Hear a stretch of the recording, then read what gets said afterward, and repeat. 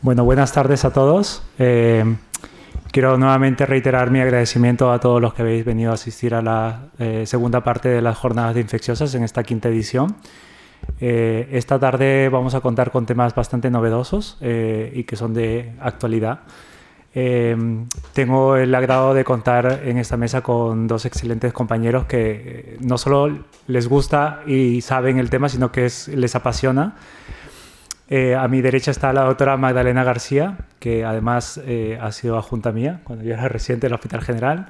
Ella es médico adjunta del Servicio de Enfermedades Infecciosas del Hospital General Universitario de Valencia y es la encargada de la consulta del viajero y salud tropical, salud internacional, en el hospital. Y pues quién más que ella que sepa un poco lo que es la consulta del viajero y todo lo que es el consejo pues a todas las personas que deseen hacer algún viaje en cuanto a la prevención de ciertas enfermedades tropicales.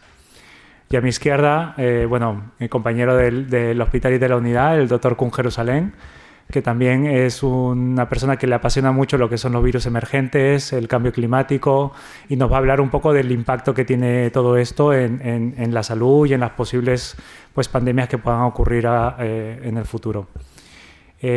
A continuación, después de esta mesa, aprovecho ya para presentar toda la tarde, vamos a contar con la ponencia de la doctora Teresa López, que es compañera de la Unidad de Enfermedades Infecciosas de aquí del Hospital de Manises y que nos va a hablar sobre un tema que es poco conocido pero cada vez más emergente, que es el consumo de drogas en pacientes VIH y lo que se denomina como el chemsex. Y para finalizar esta tarde vamos a contar con, tuvimos este año, celebrando la quinta edición, el concurso de casos clínicos que dejamos abierto para la presentación de los residentes, y de ellos, pues después de una ardua valoración, se han elegido dos casos clínicos que se van a presentar, y este debate va a estar a cargo del doctor Álvaro Alejandre, que será el encargado de moderar esa mesa. Entonces, para iniciar la tarde, quiero dejar a Magda García, que es la que va a presentar la primera parte, que es la consulta del viajero, para que inicie su presentación. Muchas gracias, Magda, por participar.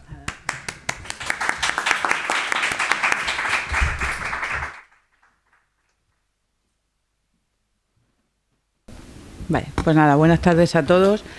Muchísimas gracias por haberme invitado a venir. Yo encantada. Yo en cuanto me invitéis a hablar de mi libro, aquí estoy. Y vamos a hablar hoy del consejo al viajero. Vamos a hablar de qué es el consejo, de cómo se hace, de dónde se hace, y luego haremos una pincelada de algún viajero con condiciones especiales. El consejo al viajero no es más que todas las medidas que se toman para evitar la adquisición de enfermedades durante el desplazamiento en viajeros internacionales. Y hago hincapié en lo de medidas porque a veces el concepto que tiene el viajero de acudir a un centro de vacunación es eso, que van solamente a vacunarlo. Pues el consejo al viajero evidentemente es mucho más que vacunas, aunque las vacunas sean un pilar muy importante en esta actividad. Y por poneros algunos ejemplos, pues a los viajeros que van a Cuba, por ejemplo, les advertimos de los riesgos que pueden adquirir al consumir determinados tipos de pescado para enfermedades como puede ser la ciguatera. A un viajero que va a Perú, pues hablaremos del mal de altura. En ocasiones, pues solamente hablaremos un poco anecdótico del mate de coca porque tendrán bajo riesgo, pero otras veces nos tendremos que meter en una indicación más seria, hablando de fármacos como la acetazolamida o incluso la dexametasona. O, pues los viajeros que van a determinadas zonas de África, teniendo en cuenta la posibilidad de exposición de la ropa que tienden, algo que es común en determinados tipos de viaje, a la mosca, a la tumblefly, para evitar estas lesiones que luego vemos en las consultas, pues habrá que enseñarles cómo se tiende la ropa. Hasta ahí podemos llegar con los viajeros. El consejo al viajero no es igual para todos. No todos los viajeros van a tener el mismo consejo.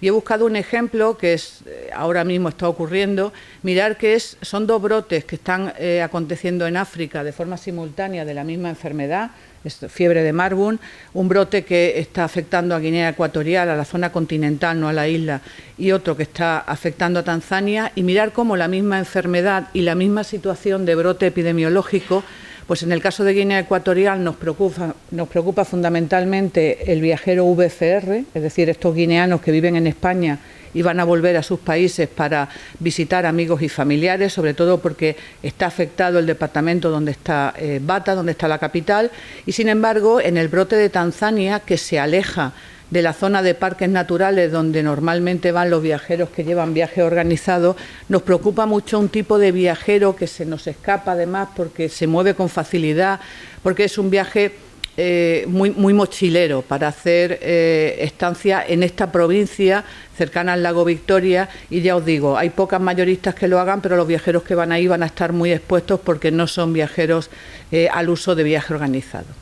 No todos los destinos son tropicales, incluso podemos llegar a asesorar a personas que no van a áreas tropicales, por ejemplo, personas que vayan a hacer actividad de acampada, durmiendo en tienda de campaña a partir de la primavera, verano, cuando las garrapatas están más activas, en zona endémica de encefalitis centroeuropea, donde sabéis que contamos con una vacuna para la protección de estos viajeros.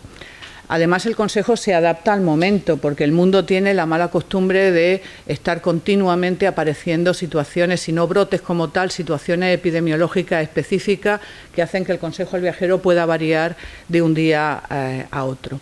En ocasiones, estos brotes o estas situaciones epidemiológicas especiales están relacionadas con enfermedades tropicales, como puede ser la situación difícil de cólera en muchos países africanos y algún otro país que está en una situación pues ahora mismo complicada, y con una vacuna que además estamos estrenando este año, Bacchora, que es una vacuna nueva de cólera atenuada.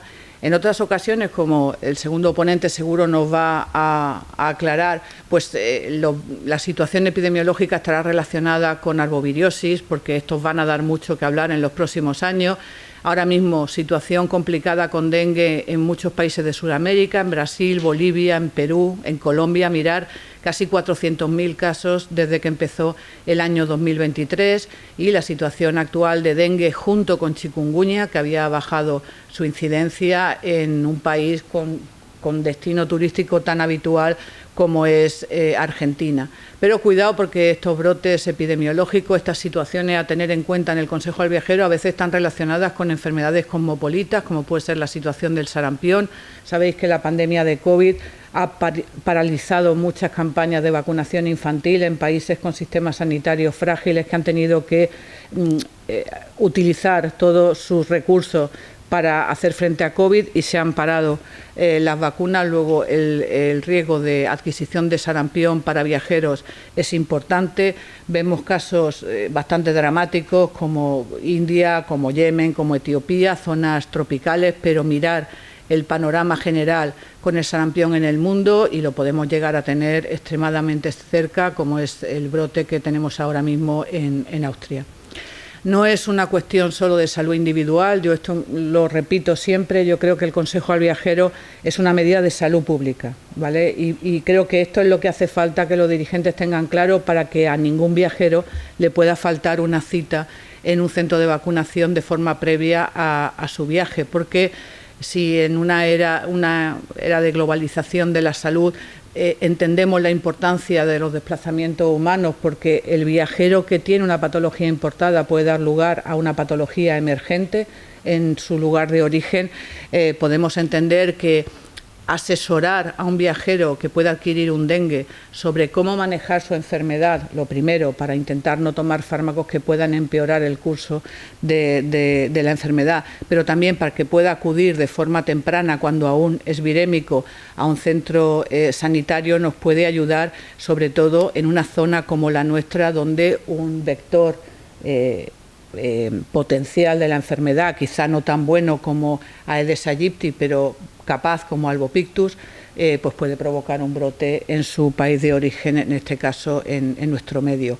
O cuando vamos a recomendar a todos los Boy Scouts que van a hacer su jamboree este año en Corea del Sur, imaginaros de entre 30.000 y 50.000 jóvenes entre 14 y 17 años de 200 naciones diferentes, unidos en una reunión multitudinaria, los vamos a vacunar a todos los que no estén de meningitis tetravalente para evitar no solamente los brotes durante la celebración, sino los brotes secundarios que esta gente al volver a su casa pueden provocar, porque esto ya ocurrió en otro Jamboree en el 2015 que se celebró en Japón. Luego el consejo al viajero será una protección individual para el viajero, pero también una medida de salud pública para la enfermedad importada. ¿Dónde se hace el consejo al viajero? Pues se hace en los centros de vacunación internacional. Hay 101 centros de vacunación en España, en la Comunidad Valenciana hay 15, dependientes todos de hospitales por una encomienda de gestión. Luego están las sanidades exteriores que se encargan de la atención al viajero, pero también del control de mercancía en puertos y aeropuertos. Y los centros de vacunación, lo que tenemos es la autorización de la Organización Mundial de la Salud para poder expedir un certificado de vacunación internacional exigible en fronteras, como es, por ejemplo, cuando certificamos la vacunación de la fiebre amarilla. Antes de la pandemia, os pongo un ejemplo de la actividad que podemos tener los centros de vacunación de la Comunidad Valenciana. En el 2019 vimos 11.000 viajeros entre todos, se pusieron casi 32.000 vacunas, 4.000 profilaxis para la malaria. Vimos sobre todo turistas que iban al sudeste asiático y VCRs muy frecuentes a Sudamérica y a África. Y bueno, pues nuestro centro de vacunación, para que hagáis una idea, podemos llegar a ver unos 2.000 viajeros al año. ¿Cuándo se hace el consejo al viajero? Pues esto es lo ideal, entre 4 y 6 semanas, porque además hay consejos mucho más complejos que otros. Entonces podemos querer hacer un control serológico de forma previa a la vacunación del viajero o de forma posterior, o cumplir alguna normativa de los certificados internacionales, pero se puede ayudar al viajero hasta el último momento, porque tenemos profilaxis de malaria que se empiezan 24 horas antes de llegar a área endémica, porque tenemos muchas pautas de vacunación aceleradas que podemos utilizar con los viajeros, y porque las recomendaciones generales, esas recomendaciones que damos sobre enfermedades que no son prevenibles por vacuna o por profilaxis, pues eso siempre puede ayudar al viajero de última hora. ¿Y cómo hacemos el consejo al viajero? Pues lo hacemos valorando el destino, el viaje y al viajero, y a partir de ahí establecemos la necesidad o no de profilaxis de malaria, la recomendación o obligatoriedad de las diferentes vacunas y unas recomendaciones generales que, aunque repetimos en muchas ocasiones las mismas pautas sobre alimentos, sobre bebida, deben ir un poco individualizadas a cada viaje y a cada viajero. Siempre individualizado, ¿vale? Podemos caer en el error, y yo no digo que no, que todos los consejos al viajero, pues esto es una cosa fácil, esto se hace enseguida. Bueno, te vas a Cuba o te pongo el tétano, te pongo la hepatitis A, tampoco hay que ser un lince, hasta que te llega el viajero que ni va a Cuba y ni está sano y está inmunodeprimido, y entonces ahí empieza el lío, ahí empieza el jaleo. En cuanto al destino, pensar que nosotros no nos interesa el país donde va, nos interesa todo lo que va a hacer durante el viaje, porque cogemos Bolivia, mirar qué ambiente absolutamente diferente, y en cada uno nos pueden interesar o preocupar determinadas patologías. A lo mejor aquí me preocupa la altura y ninguna enfermedad infecciosa, aquí me preocupa dengue y malaria, incluso aquí me puede preocupar la adquisición de enfermedades de Chagas, porque puede haber algún triatomino en esta casa o en las zonas de los corrales. Incluso en Nepal, donde una puede pensar, pues ¿qué hace uno en Nepal? Pues ir a Katmandú, y de Katmandú hacia arriba, todo montaña, todo, pues cuidado, porque el sur de Nepal se convierte en una selva con sus rinocerontes, con su selva, con su vegetación, y por supuesto con un riesgo de arboviriosis, por ejemplo, que no va a tener la zona más turística de Nepal. Incluso en el viaje típico, organizado, 10 días, podemos someter al viajero en un tiempo muy corto, en un espacio muy corto de tiempo, lo cual es importante, porque el viajero tiene que estar muy bien asesorado, porque él va a cambiar de un ambiente absolutamente urbano como es Bangkok a un ambiente en el río Kwai, pues que por la noche probablemente esta tumbona no sea el lugar más adecuado para tomarse una copa, hasta una zona pues extremadamente de playa. Y incluso con algún destino, con alguna excursión, con alguna extensión desafortunada a playas como la playa de los Monos, donde lo que menos te puede, o sea, como mínimo te puede agredir, pues un animal que supone buscar ayuda sanitaria en un lugar donde a lo mejor te ponen gamma-globulina o no te la ponen o te empiezan a vacunar o todo se convierte en un verdadero desastre. Incluso en África, donde uno podría pensar, pues esto es fácil, África es tabla rasa, o sea, todo le pasa a África.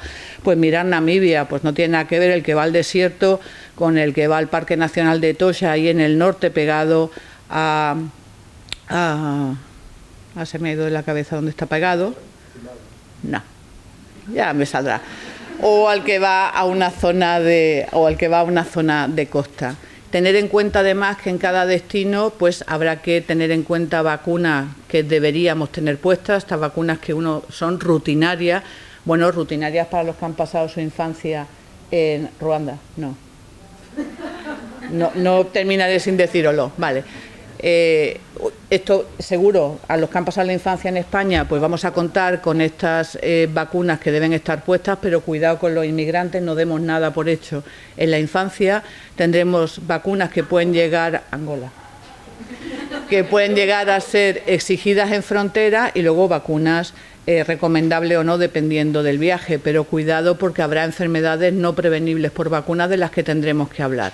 En Namibia hablaríamos de leptospira, de esquistosoma, de fiebre de Crimea-Congo y otras patologías. En cuanto al viaje, la verdad es que viajamos por 1000 motivos. Yo llevo desde el año 2001 haciendo consejo al viajero y no dejan de sorprenderme. O sea, cuando creo que lo he visto todo, siempre llega el viajero que digo, no puede ser, ¿a esto vas a ir? Pues sí, la gente va a meditar, a cooperar, a un conflicto bélico, a hacer safari fotográfico, al que no fotográfico, a subir un 8000. Tenemos para todos los gustos. Y esto hace que las vacunas puedan variar incluso para la gente que va a hacer la misma actividad. Y os pongo este ejemplo. A mí, por ejemplo, cuando mandamos a cirujanos que van a hacer actividad quirúrgica en África, pues bueno, me puede interesar mucho la profilaxis de malaria o la vacuna de la fiebre amarilla, pero quiero saber cómo están en cuanto a protección de hepatitis B y probablemente les dé profilaxis posexposición VIH porque allí los pacientes a los que están operando no van a saber si tienen o no esta enfermedad y evidentemente son áreas de una prevalencia altísima.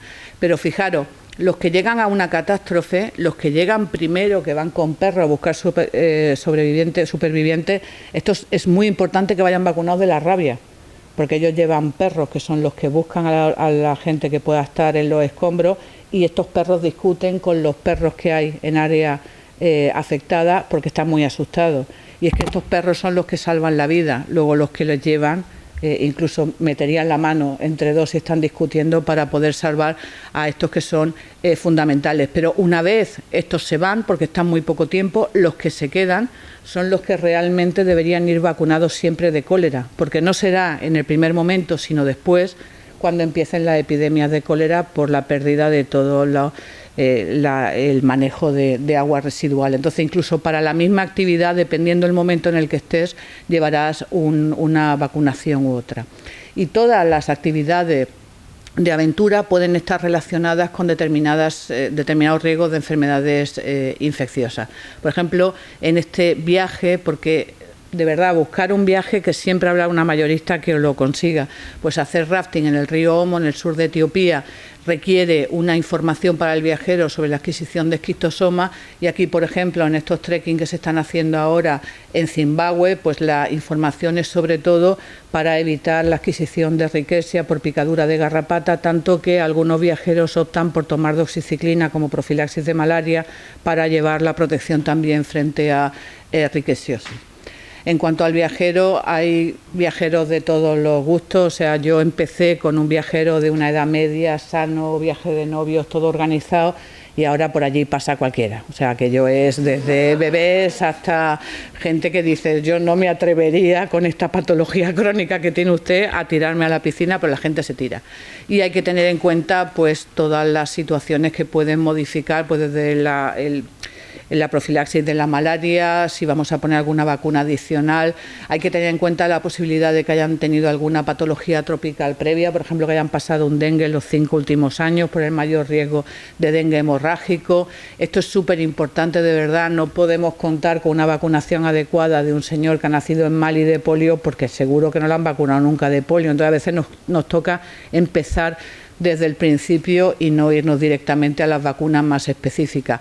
Os pongo un ejemplo. Si nosotros tenemos una pareja joven que va a ir a Fortaleza, una zona de playa en Brasil, pues a lo mejor el riesgo de fiebre amarilla, que como veréis ha afectado a zonas muy turísticas. Yo lo conocía la fiebre amarilla en el Amazonas, pero esto es un claro ejemplo de cómo los arbovirus están perdiendo el control por parte del ser humano. Pues a lo mejor a esto no les interesa para nada lo de la fiebre amarilla, pero les interesa muchísimo saber si hay transmisión de Zika en esa zona, porque además sí que la hay.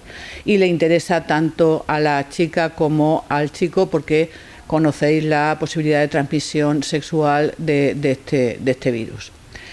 Una vez hemos estudiado el destino, el viaje y al viajero, empezaremos con las vacunas. Ya os digo, siempre poniendo al día la vacunación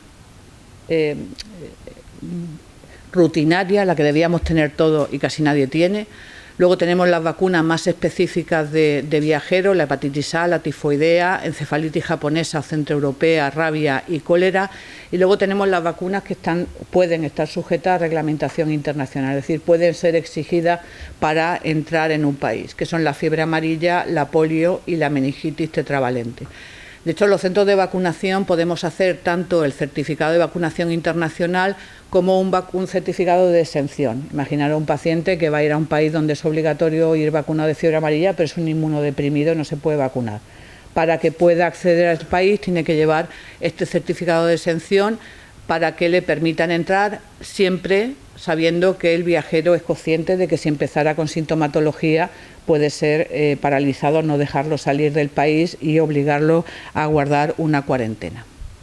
Un ejemplo, por ejemplo, de esta obligatoriedad de vacuna que no sea fiebre amarilla sería para ir a la Meca. No la peregrinación anual, sino cualquier peregrinación a la Meca durante todo el año, pues obliga al viajero a ir vacunado de meningitis tetravalente. Pero cuando los vacunamos para ir a la Meca, si echáis un vistazo a las fotos de la actividad que hay en esta celebración, pues es mucha gente respirando junta, comiendo junta, estando muy pegados y de muchísimos países. Por tanto, pues intentamos siempre, si nos dejan, vacunarlos de hepatitis B, porque conocemos alguna actividad que se hace adicional, que son costumbres religiosas. Estos críos son viajeros VFR, estos niños no han nacido allí, estos niños han nacido aquí. Luego, por ejemplo, sería fundamental llevarlos vacunados de hepatitis A, y cuando se desplazan los bebés, pues a veces tenemos que adelantar vacunaciones rutinarias, por ejemplo la triple vírica, para que vayan protegidos de sarampión. En cuanto a la profilaxis de la malaria, pues bueno, siempre hay unos clásicos. Yo esto lo recomiendo, a mí me ha sacado de muchísimos apuros. La guía de profilaxis de malaria inglesa, que se actualiza todos los años, es fantástica, pero en España pues hemos intentado hacer algo similar. Somos un grupo de trabajo de la Sociedad Española de Medicina Tropical que nos dedicamos a hacer trabajo sobre profilaxis de malaria. Se hizo esta guía de recomendación en el 2019, donde hacemos los mapas y la explicación de cada país, y la vamos a actualizar ahora. Lo digo porque en el plazo de unos 2 meses estará disponible en la página de la SEMSI y es evidentemente de acceso libre. ¿Por qué esta necesidad? Porque realmente hay mucha disparidad entre la indicación de profilaxis de malaria entre una guía y otra, y a veces incluso tenemos que ver de qué especies estamos hablando para decidir si vamos a dar profilaxis de malaria o no a un viajero.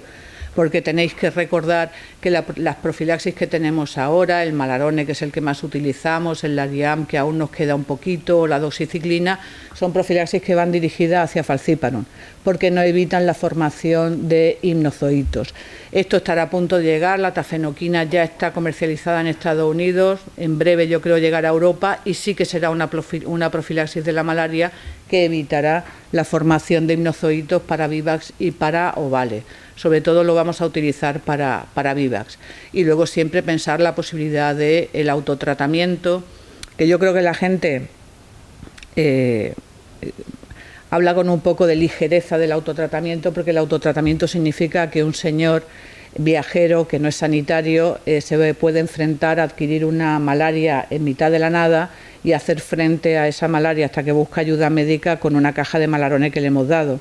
Entonces, cuando se decide dar un autotratamiento que a veces parece menos agresivo que dar profilaxis, yo creo que hay que perder mucho el tiempo con el viajero para explicarle cómo tiene que manejar la situación para que todo eso salga bien. Desde el momento en que bajar la fiebre lo debería hacer con paracetamol y no con ibuprofeno, porque lo más seguro es que tenga un dengue o una malaria y puede convertir al dengue en hemorrágico, hasta que si uno se toma con una malaria, con fiebre o con lo que tenga, pues 4 pastillas de Malaronel, lo primero que va a hacer es vomitar y no debe tomar Primperan porque esto baja el nivel plasmático del Malaronel. Entonces el autotratamiento, que puede parecer una cosa sencilla de yo me llevo una caja de Malaronel y si me pasa algo, hay que explicárselo muy bien al viajero para que no haya problemas. Y en cuanto a las recomendaciones generales, pues bueno, todos hemos viajado, todos hemos hecho el ganso durante los viajes, lo que aquí nos parece una aberración, allí nos parece hasta anecdótico. Hay que explicarle a la gente que hay que tener mucho cuidado con la adquisición de medicación en el trópico. A la gente hay que explicarle cosas que os podría parecer que no hace falta explicarlo. No, o sea, decirle a un tío que no meta el pie en el Ganges parece lógico cuando van los muertos flotando por el Ganges, pero la gente mete la mano en el Ganges. Pues esto es un poco igual. Hay que hablar de la diarrea del viajero y al viajero le gusta oír lo que luego va a ver. Si tú le dices, por favor, no coma ensalada, sí, no se preocupe, no comeré. No tome hielo, no. Tú cuéntale lo que va a encontrar, ¿no? El mojito de la bodeguita del medio, el daiquiri en el Floridita, para esto hay que hacer mucho consejo, o lo que puede llegar a encontrar en determinados países como oferta culinaria. A los de la India le hablaremos de el yogur, el mango lassi, que bueno, evidentemente pues es tomarte esto y tener una diarrea del viajero de forma inmediata. La posibilidad de adquisición de enfermedad de Chagas por vía oral, algo que hasta ahora no se le ha dado importancia, pero probablemente tenga más de la que parezca, por el jugo de la caña o por el jugo de azaí en la zona amazónica, o no consumir este líquido maravilloso que es como el néctar de la palmera mezclado con agua en Bangladesh, porque está relacionado con el virus Nipah, que luego es una enfermedad muy, muy grave. Vamos a hablar con el viajero de no tener contacto con agua dulce y le vamos a hablar de dónde va. Vamos a hablarle del país Dogon en Mali, del río Omo en Etiopía, de todo eso, todas esas islas que están aflorando al turismo alrededor del lago Victoria, porque sabemos que son zonas con una altísima prevalencia de esquisto, igual que vamos a tener problemas con los que están yendo a Tailandia y se están bañando en el norte con los elefantes, ¿vale? Esto a nadie en su sano juicio le parece normal, pero la gente lo hace. Vamos a hablarles de cómo no coger una tunga penetrans porque alguien te ha dicho que lo mejor para un safari es llevar el pie descubierto porque así no suda y no coges hongo, para no coger una larva migrans en la playa, y esto no hace falta irse a un sitio extremadamente extraño, esto en cualquier playa tropical te lo puedes traer, o para no traerte una larva currens porque has adquirido un strongy, como nos pasó el otro día con un paciente en la consulta. En cuanto a los viajeros especiales, yo creo que los más especiales sin duda son los VFR, porque además cada uno tiene su nacionalidad, sus costumbres, y te tienes que adaptar un poco porque tienes que respetar la ausencia de sensación de peligro que tiene el VFR, porque si no lo vas a perder. Es como cuando tenemos un viajero, o sea, un paciente que es inmigrante, tienes que adaptar un poco tu consejo a su cultura, porque si no va a dejar de oírte y no vamos a ganar nada. Entonces el VFR necesita un consejo al viajero delicado. Tú no puedes decirle a un tío, no, pero cuando usted llega a casa de su madre lo que tiene que hacer es no comer nada de lo que le cocine su madre, porque eso es malo. Eso no lo puedes hacer. Entonces vamos a modular, es lo mismo que el consejo a los cooperantes. Los viajeros de última hora, los expatriados, las edades extremas siempre son complejas y evidentemente en estos momentos la inmunosupresión supone un problema porque todo el mundo lleva un biológico y es gente joven, es gente que está sana, que tiene patologías muy controladas y que requieren un consejo difícil. Yo he cogido el VIH porque me parece que es un poco el que más os podía interesar. Aunque os parezca mentira, el consejo al viajero de un VIH pasa por actualizar su vacunación basal, por todo aquello que se debería haber hecho antes de que el viajero VIH llegara a un centro de vacunación.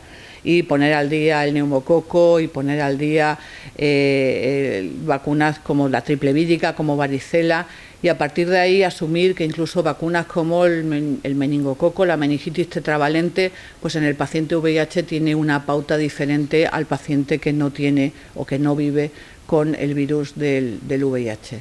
Alguna situación también un poco especial con respecto a vacunas, por ejemplo, de salmonela atenuada en paciente VIH con el mal manejo que hacen ellos de esta infección. Y bueno, en principio que os quedéis con toda la contraindicación que aquí hay, en principio que os quedéis con la idea de que al paciente VIH se le puede vacunar absolutamente de todo. Lo único que hay que intentar es vacunarlo en el momento adecuado.